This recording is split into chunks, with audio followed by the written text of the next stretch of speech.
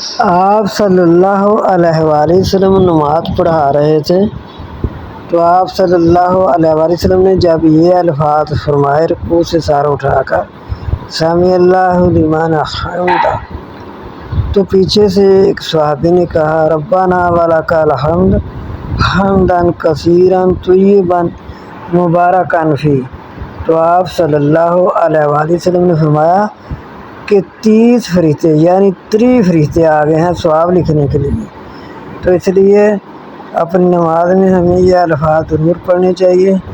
تو اتنا ثواب ہم کیوں چھوڑتے ہیں، بعض لوگوں کو نہیں پتہ، تو وہ بھی اس کو یاد کر لیں، حمدن کثیرا طیبا مبارکا فیہ۔ پہلے ہم عام تو یہی پڑھتے ہیں نا، سمیع اللہ لمن حمدہ ربنا ولک الحمد، حمد آگے یہ الفاظ لا لیں حمدن کثیرا طیبا مبارکا فیہ، تو 3 فرشتے جو ہیں وہ ثواب لکھنے کے لیے آ جاتے ہیں۔ ثواب کا تو کوئی حساب ہی نہیں، 3 فرشتے ثواب لکھنے آ جاتے ہیں، تو کتنا ٹائم لگتا ہے۔ یہ والی الفاظ ضرور یاد کر لیں، حمدن کثیرا طیبا مبارکا فیہ۔